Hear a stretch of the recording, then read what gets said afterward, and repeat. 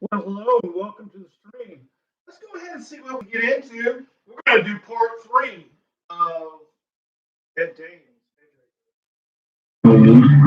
Deep white, windingly white, cold, white. Let there be light. You're listening to Art Bell, Somewhere in Time.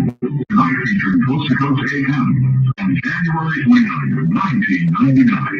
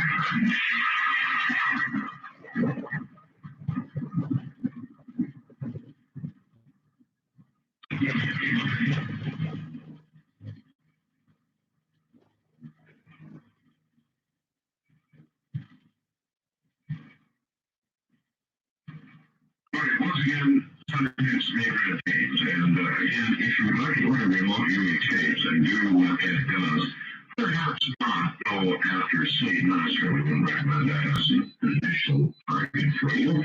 Let's start something simple. That's correct. Yeah. Yeah. It's a big operation. We have 10,000 students. I each event to internet, and I think that's okay. We have a lot of students, a lot of HAs. Sometimes people remote viewers. And at one time, there was perhaps a core of remote viewers, of which you were one in our military, and maybe the Soviets, who knows who else, but not many. Actually, well, there were, as far as organized military teams, there were the Soviets. The Chinese had a small effort, it's a little bit large now, and the Chinese have a little less right now. The question was right here, and it is, now that we know that there are 10,000 plus remote viewers out there, have you come to any conclusions at all about the impact of that many people doing what once only a few were doing? Is there any impact or any change at all?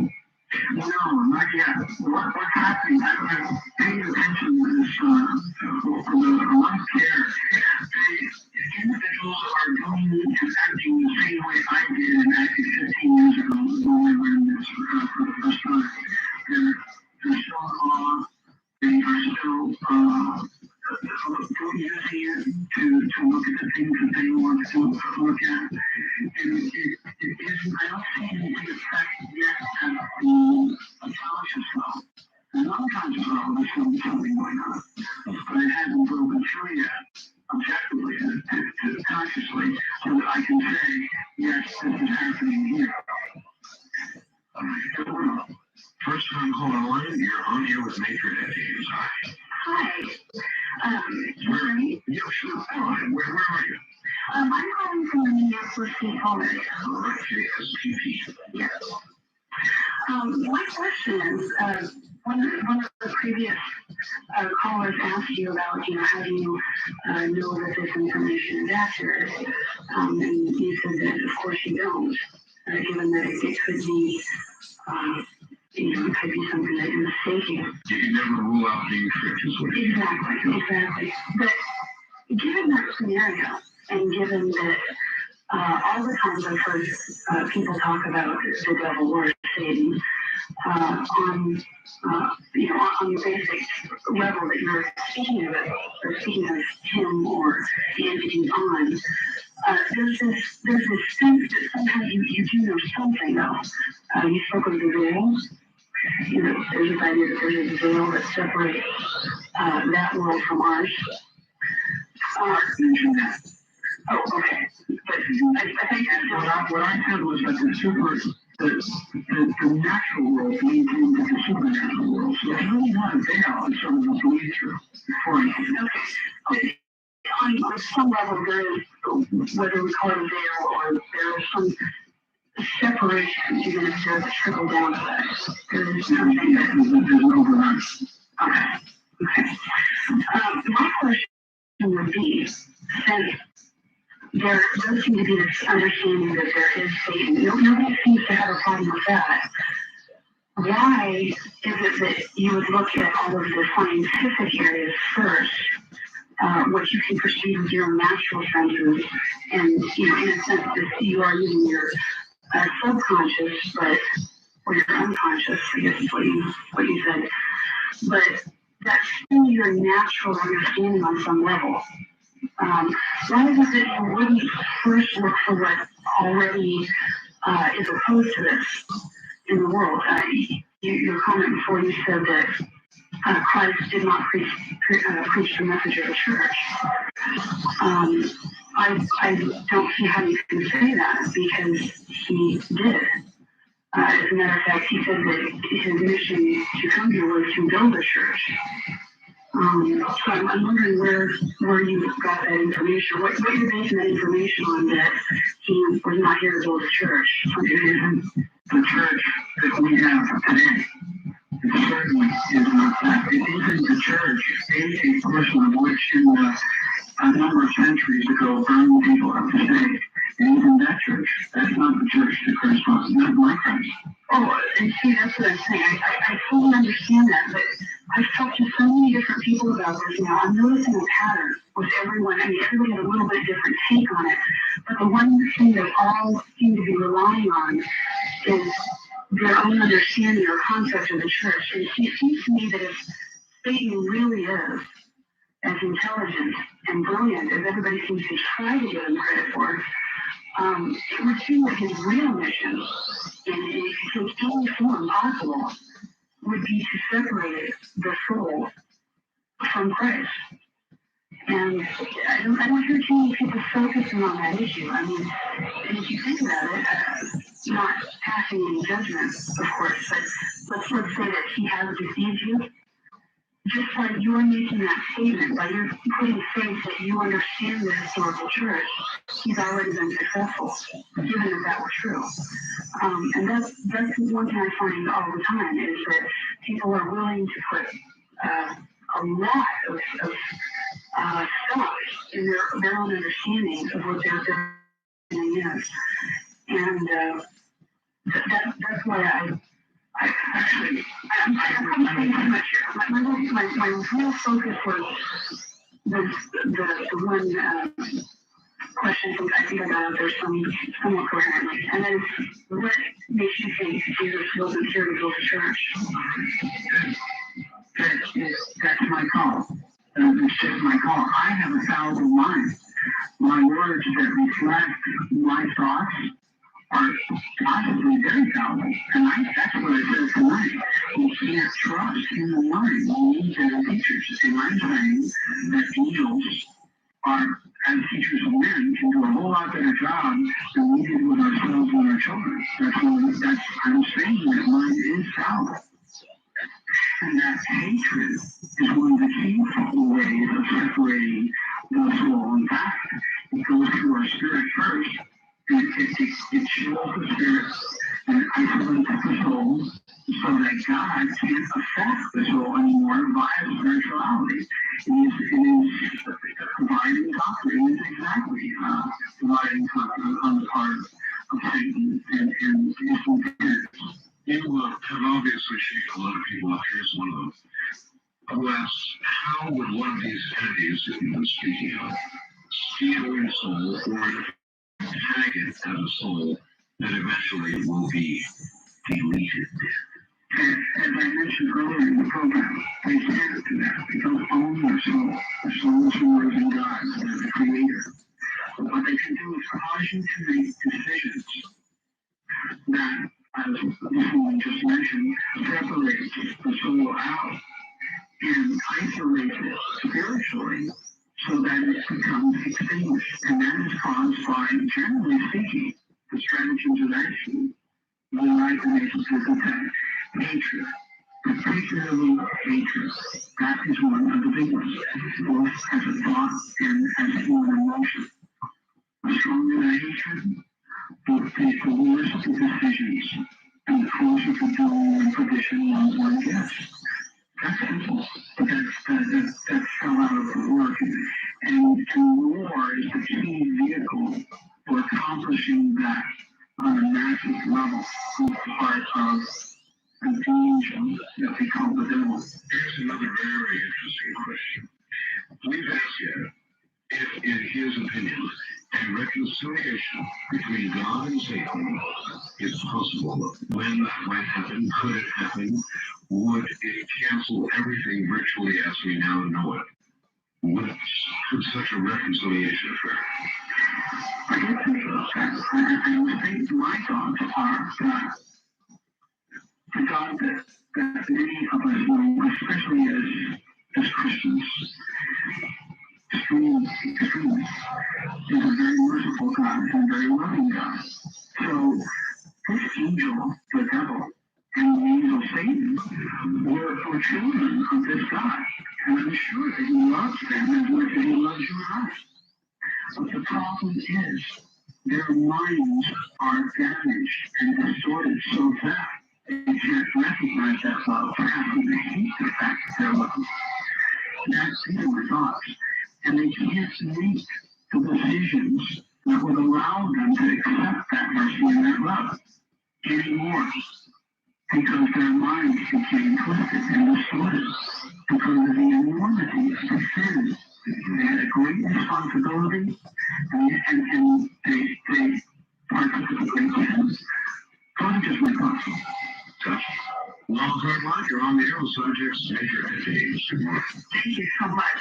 And Art, thank you for picking up the phone while I was ringing because it only rings for about 2 minutes and then this voice about your party is not answering and it disconnects you. Yeah, well, we broke up the phone company. Now we reached the... Anyway, where are you? I'm in Tempe, Arizona. Okay, that's where my webmaster is, Chief Lewis. Oh, wow. Well, okay. Neighbors. That's right. Anyway, fire away. Okay, I have a few questions. One is, are you familiar with Hinduism? Yeah. And you know that they believe that basically they put it in an analogy of 4 legs of a buffalo, and we are on the last leg of the buffalo, the Aegis Kali, and that basically what they predicted all through their text is pretty much what you're saying here. And I just wonder, I work in the university, and I work with several of the Indian students who are Hindu. And I'm just curious, in a sense about these people, there's almost, I don't know if you want to say chosen, but in tune with this, even though they may not say consciously acknowledge that, but they just the belief in all the different manifestations of God and carriers of his message. What do you think of it? Do you think that is a possibility? Or do you think that could be true? There's more in tune with what you're saying, this whole coming out than probably any other group in the world. I don't know. I just don't know. All right, I thank you for the call, young lady. It was Terry Falwell that started me on the Enterprise line the other day. He said that the Enterprise is alive and on Earth now. Virtually echoing what you said right at the beginning of the program.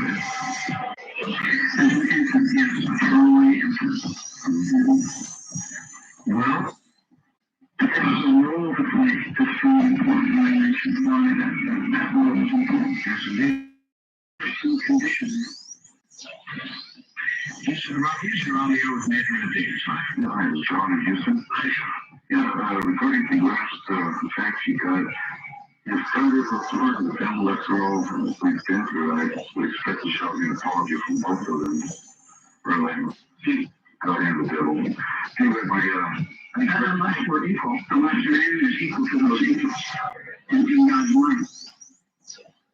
Somebody tried to. And we jointly made decisions together. We shared. Remember,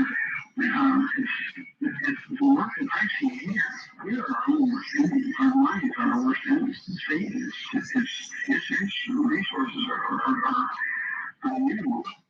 Just have to apply them in the right place to make us bang for the buck. What do you think the result would be if everybody on Earth remote viewed the devil at the same time? What do you think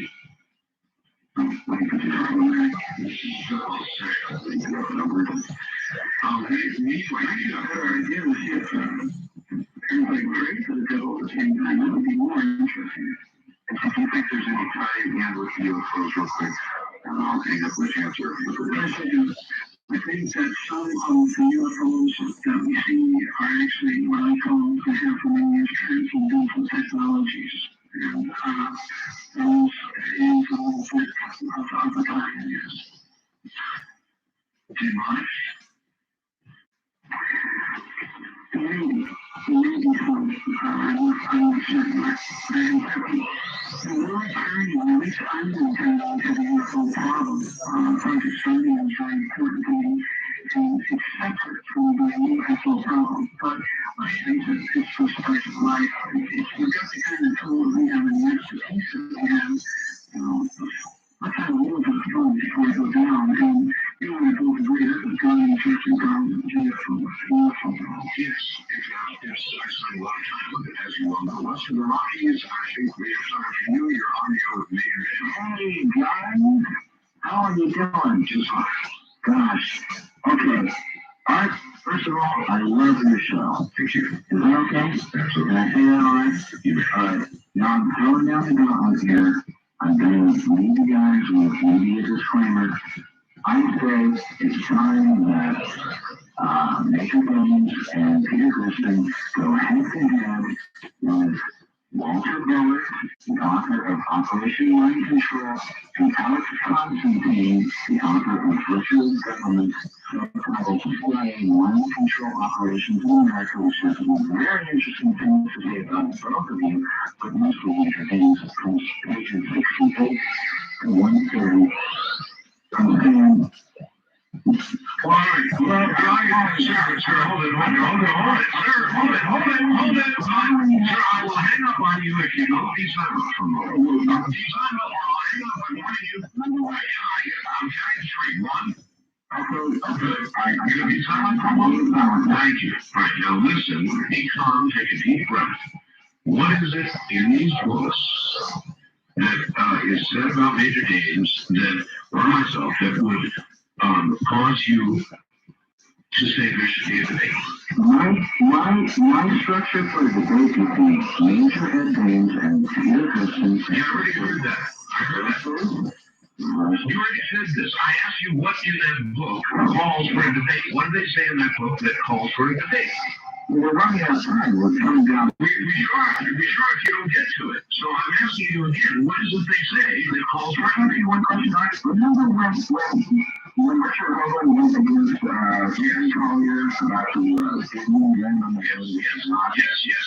You remember when he went against Dora? Yes. I'm telling you, if you had Peter Griston and You already said this. versus Goodbye. Too bad I couldn't get him to get to the meat of what she has said. Do you have any idea why there should be a debate? I don't know who Peter Griston is. I've seen his name on the website before. Alex Constantine is a conspiracy theorist partner from Mark Eastern about 2,000 names. He said about 2,000 names of people in the government and military who were part of any number of conspiracies, mind control, etc. I just couldn't answer questions. We just kept going back to the same thing. Well, listen, it has been a real banger, as usual. And I don't know when the next show will be. You and I guess we'll know when it should be, huh? Yeah, we'll go out with everybody from the later. Please, by all means.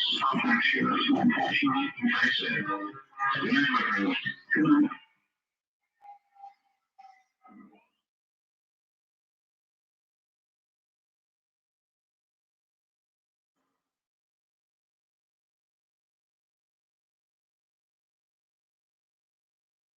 All right, and here's the big one. This is going to drive a special line tonight.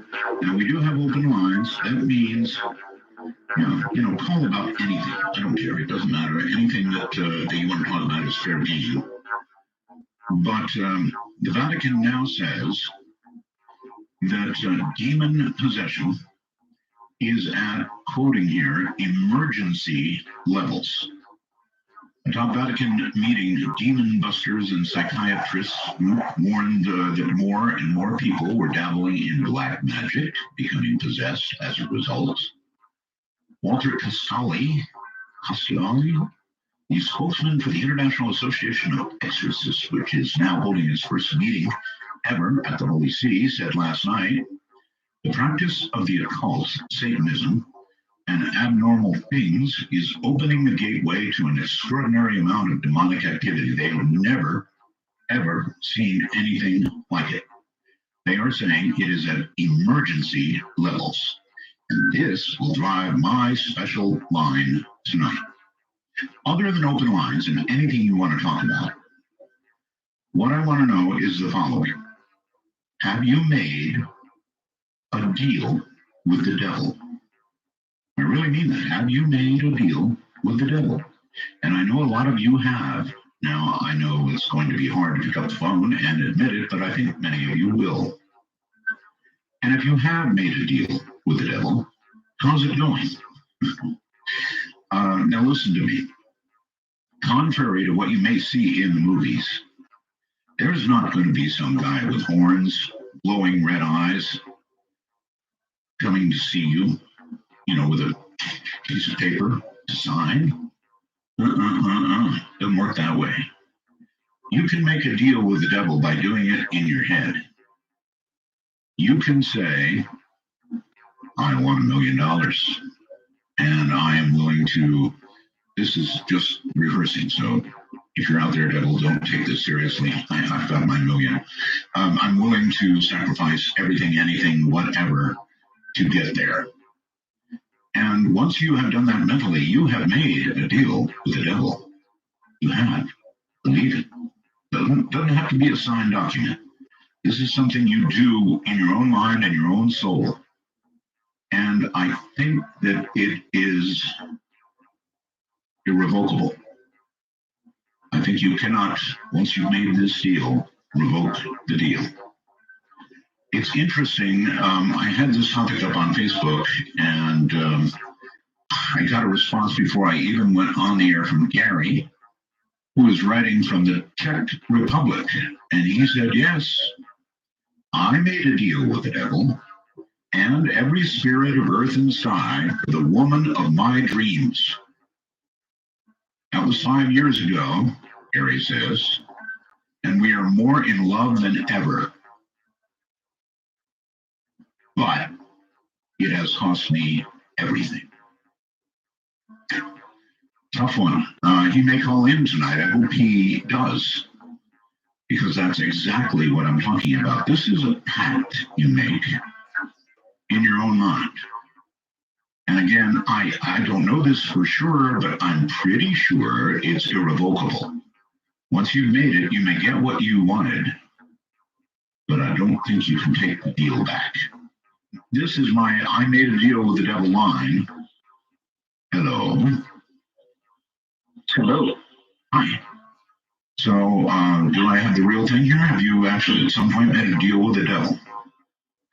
Well, I went through a process that I thought was going to do that. I can't tell you with any certainty what degree of success came around from that, but I certainly went to some very scary things happened as a result of that. So, well, okay. Why did you, but most importantly, why did you decide to make the deal? I don't know. I guess I was very young at the time, and I felt powerless, Mhm. and I felt like maybe this would be an opportunity for me to get out of economic oppression and several other things that I saw as my future at that time. I had medical conditions and Mhm. poverty, and I wanted to escape. I get it. So, what was your wish at the time? You wanted economic prosperity. You wanted money. Well, in actuality, I had already done a couple of candle magic things that I had learned by purchasing books at a New Age bookstore for money, and that had kind of worked, and a girl, and that had kind of worked. I'd seen some results from doing those repetitive meditative things around that. So the actual request that I had at that time was, I know it's silly, but the ability to levitate another human. To levitate, not yourself, but another. Correct. If someone were attacking me, or if I wanted to, I don't know, coerce someone into doing something, that if I could just levitate them off of the ground a little bit or something of that nature to scare them, that would be sufficient to, reach other goals. All right. So, are you able to levitate anybody?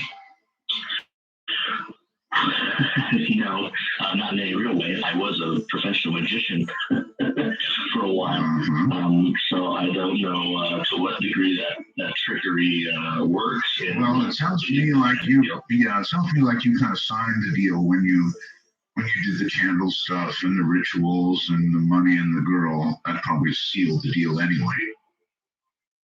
Well, what was very strange for me was I had purchased a prop skull made of plastic from a Halloween store or whatever, Yes. and I had a large black candle that I placed on top of it, and I went through this process. I used a communion wafer, but it wasn't a communion wafer that had been blessed or anything. It was just something I purchased at a Christian bookstore, and I had prepared that and written the request on a piece of paper and burned it over that candle, whatever. Very interesting. We're talking serious ritual here. Yeah, I just made it up. I didn't have a book. I just did it. You got the money, you got the girl. And but during that particular ritual, the candle melted very quickly, went down into the skull, which was made of plastic, and that melted very quickly. Further evidence, sir, the deal was consummated. Yeah. And I was awakened by my parents. The room was filled with black smoke from the melting plastic. And there you have it. At some point, I passed out. I understand. So, sounds serious. Yeah, that was my experience. So, when you get down to the big fire, well, how old are you now? I'm 41 now. I was probably around 17 at that time. I see. So let's see, another 30 or 40 years easily is yours, maybe even 50. And then, well, no, actually, I have kidney disease now. I'm about 19% kidney function, so okay, another 10, maybe 20 years, and then, well, okay. Listen, I wish there was a way you could, when you meet your, what would be the right word? Normally you would say maker, but I guess your business partner.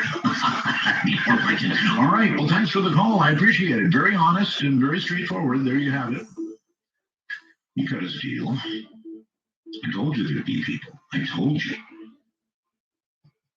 On my I made a deal with the devil line, you're on the air. Hello. Hey. It's Lewis from... well, you don't have to say where you're from, Lewis. You did make a deal with the devil, right?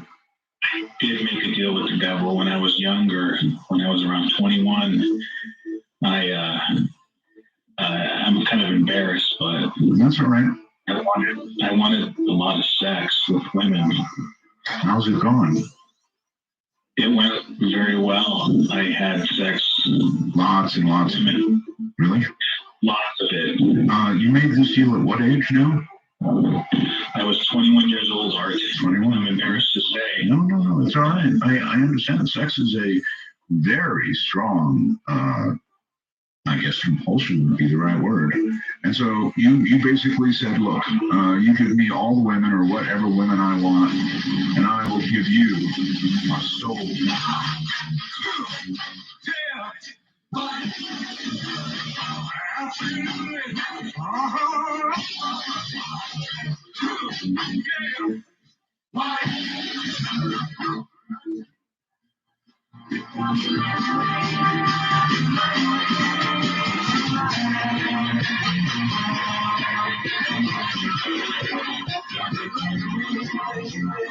Midnight in the Desert is a lineup check of most of the biggest devices. Get your ticket to ride by calling 1-952. Call Art, that's 1-952-225-5278. This song was particularly for the caller that I've got on right now. And here he is again. Something about girls and souls and stuff like that, right? Yes, sir. So I was 21 and I ended up going to the seedy Gothic club out in Los Angeles, Hollywood, California. And I met this really hot chick. She claimed to be a vampire. So, I mean, who doesn't want to take a vampire home, right? And when she was in my place. Now remember, you got to keep your language clear here. Yes, sir, of course. I took her home and she pulled out a vial of blood and she wanted me to drink some with her. So that's what I thought. And I said, I'd rather drink your blood. And she obliged and she cut her wrists a little bit and she let me suck from her wrist. And then she wanted to suck from mine. And I I'd never done that before. I was young and didn't really know what to do. But I ended up going through with it, and just as things kept going. How old are you now?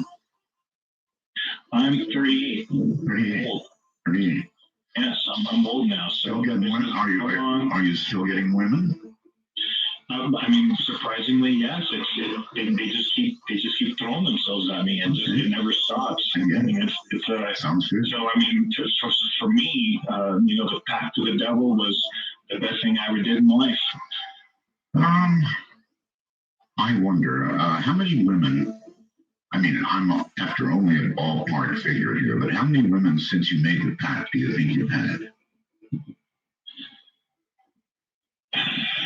Just a guess. Probably. I know it's been over 100. Oh my goodness.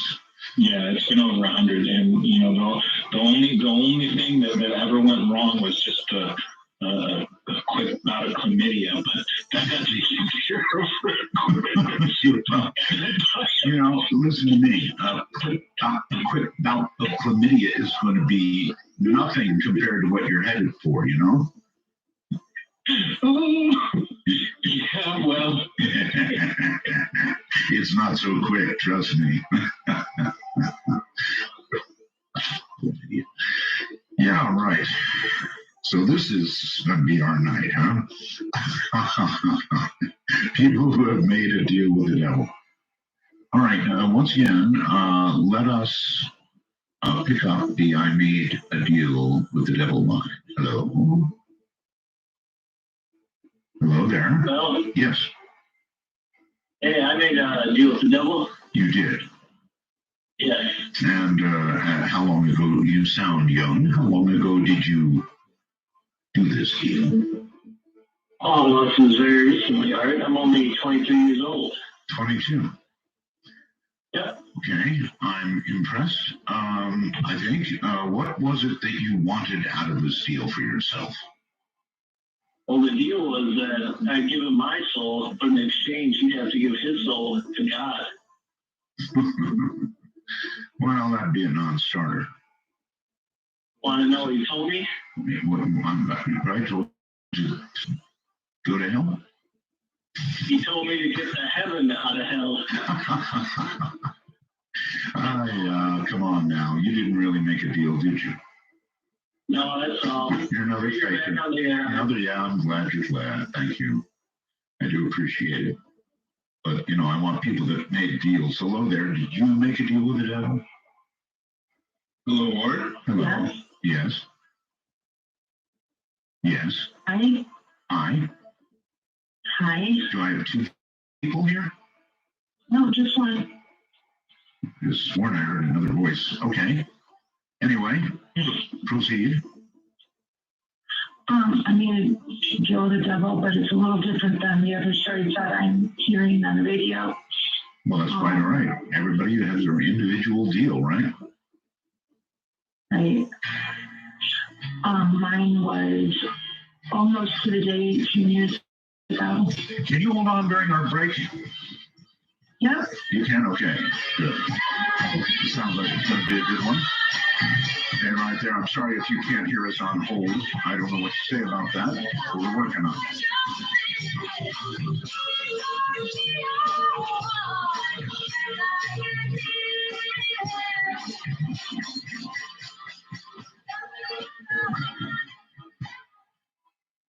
Welcome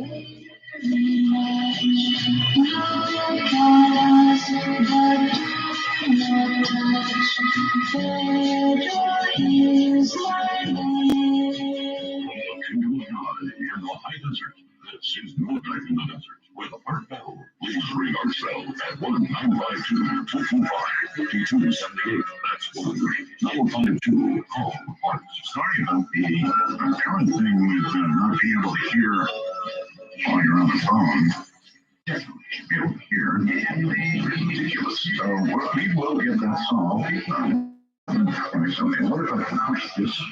No, probably shouldn't have pushed that. This probably shouldn't have pushed that either. Well, figure it out. Going back now to our caller, hello there. You were telling us you had made a deal with the devil, right? Yes. Okay. Anyway, 18 years ago, actually, on September 27th, it'll be 18 years.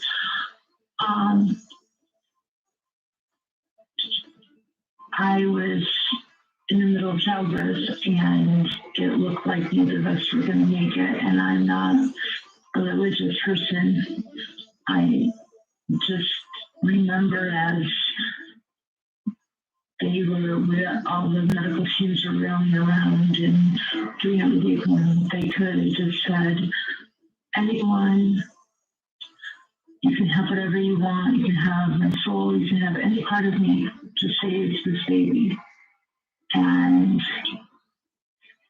right about then, her heartbeat started picking up, and they were able to get to her. And as soon as they were able to get to her, she started crying.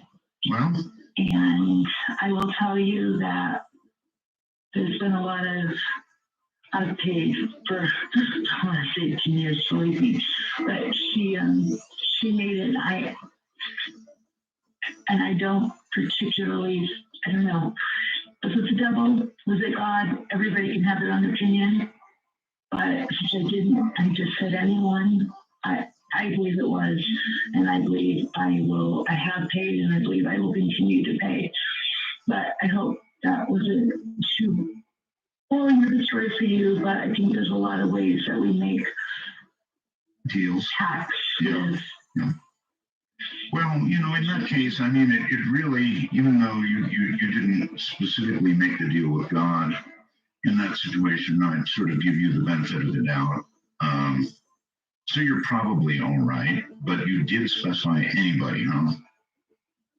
Yeah, I didn't care. I'm sure you've not been in that situation exactly, but No, I certainly have not. Yeah. Nor do I look forward to it. Anyway, I think you're all right. That's my pronouncement. I think you're probably okay. Okay, well, I didn't even know who you were until like a week ago, so. Really? How did you find me? Really, my boyfriend has been listening to you forever. I see. And so now, every night, since you came back on, you're played until I fall asleep. I see. All right, well, listen. Anyway, I hope I didn't bore your listeners too much. No. This way, when you pass on, you'll be surprised. Yeah, and not everything in life has to be about sex, just so your listeners know that. Well, there was another caller who thought that it did. For 15 years. Yes, that's right. I guess you heard that. I did. Thank you very much for the call. Take care. Oh my goodness. And again, if you have made a deal with the devil, then, and while I appreciate your well wishes and everything, this is only if you made a deal with the devil. Otherwise, do not call this number. I mean, who knows? Think of it this way, the devil might be out there right now. And if he is, and he knows you call that, is going to be trying to call that line, he might assume you're a candidate for a deal. I put you off a little bit. So if you made a deal with the devil, it's area code 575-208-7787. Special number 575-208-7787. But only if you made a deal with the devil. Here we break. That line is just ringing and ringing and ringing. Oh, people.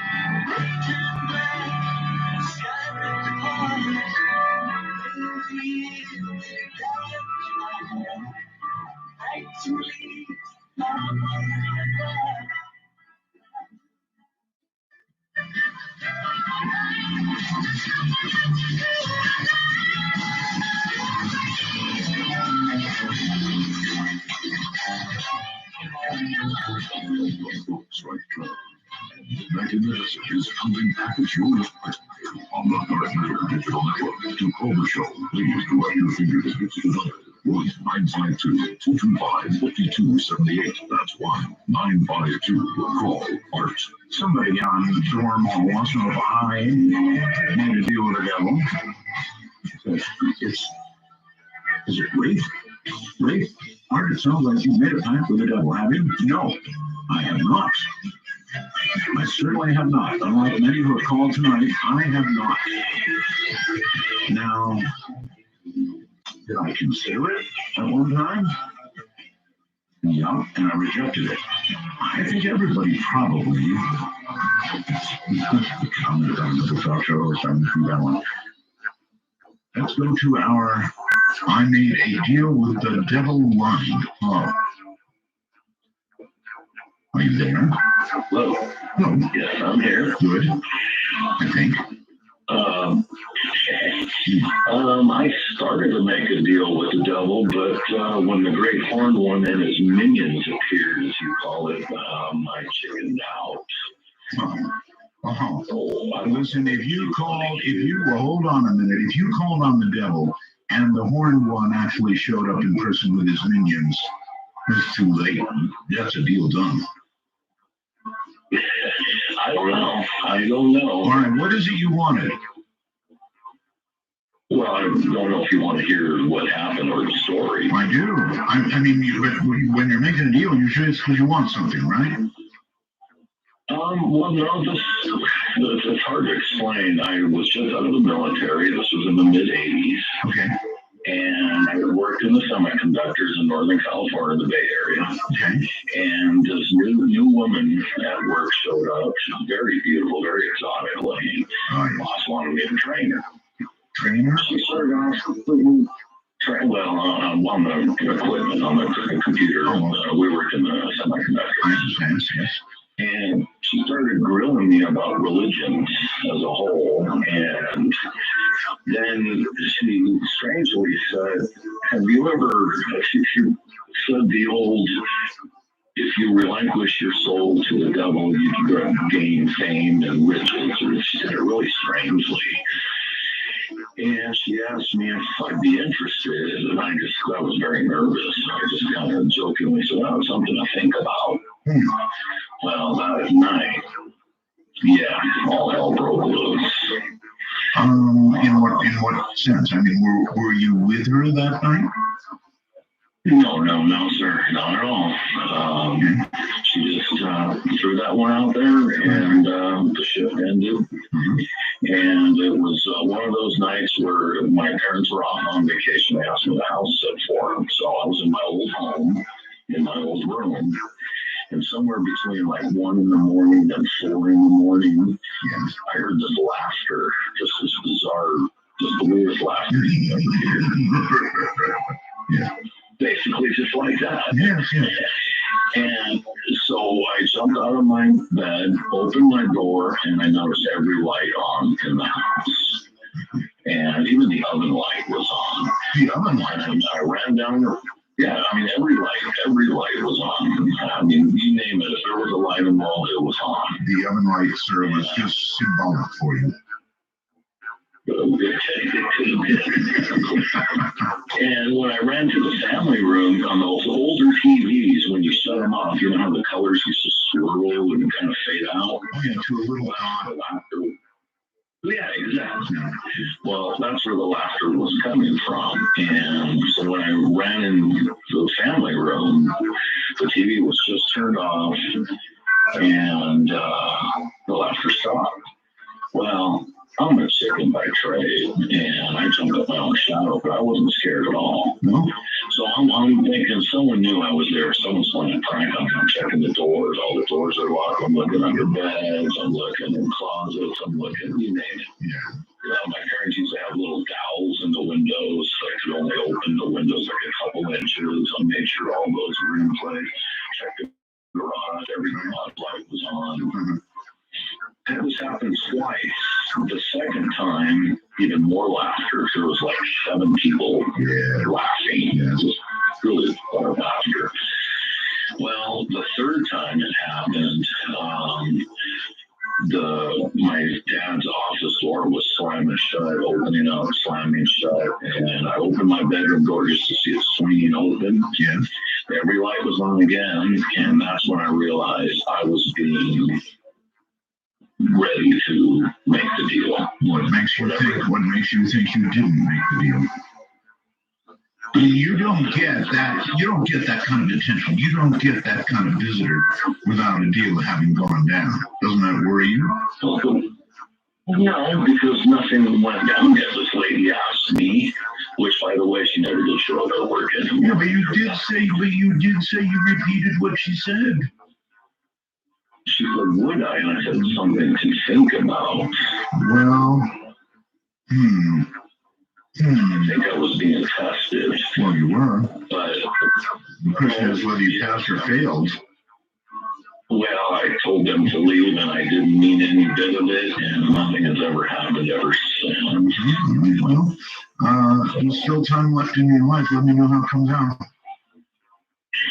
Will do, Art. I appreciate it. Thanks, love you. Take care. I sold my soul to the devil line. You're on. Hello. Oh, great. Great. Hi, how are you? So many of you that have sold your soul to the devil sound so cheerful. Well, I would be more cheerful, Art, if I actually had been able to successfully sell my soul to the devil. I have tried and tried and tried, but nothing works. And, honestly... Oh, no, sir. No. If you have tried to sell your soul to the devil, you're just buying it, you're selling again and again because it gets sold first time around. I see. I don't know if that's really how it works because I have not gained anything other than just like a bigger desire to sell more of my soul. Well, what have you asked for? Surely you didn't dispense with your soul without, something in return. Sometimes it's a bigger thing than others. It could be like a new car or success in school or, as it so often is with a girl. Not that that ever works out, but, and no matter what it is, and this is kind of real. I'm an unfortunate person in general. And I hope you went for like a nice US SUV or something. You didn't do it for a small car on that, right? Oh, no. I'm not really a hybrid guy. Yeah, I'm like 6'4", so I'm too tall to fit into anything but an SUV, really. But, there you go. See, I believe not necessarily. Can I ask you a question? Do you have a SUV? Yeah, they do. Mm-hmm. There you go. Well, nothing more to say. Yeah. I guess I won. Although Thank you, Art, for pointing out how I'm now going to hell. Although, You're very welcome. something I really want to say Yes. is that the way that I understand Christian theology, it kind of sounds like when you go to heaven, you it like kills your personality, your emotions, or whatever. And so, to me, it reminds me a lot of a quote from Paradise Lost, where in the loose paraphrase, it's like it's better to reign in hell than to serve in heaven. You know, where you can at least still feel pain instead of just being numb to everything and being kind of like a mindless slave in heaven. I don't know. I probably sound kind of weird, and your viewers are gonna. No. I can tell you're happy with your deal, and I'm happy for you. And I hope it's a nice SUV. You know, and I hope the passenger seat is filled up with somebody really cool. I guess it is.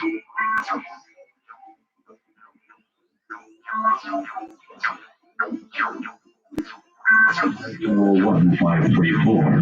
those of you who are calling from the Caribbean, that would be southeast of the Rockies. 521-534. The state of California is west of the Rockies. For those of you who are living there, you'll dial 1-800-5201-534. The city of Boston, we get many cards and letters. We're east of the Rockies, and Denver is in the Rockies. Wyoming is in the Rockies. Carson, dial 1-800-521-534. Tehachapi, Mississippi is east, while Hawaii is west.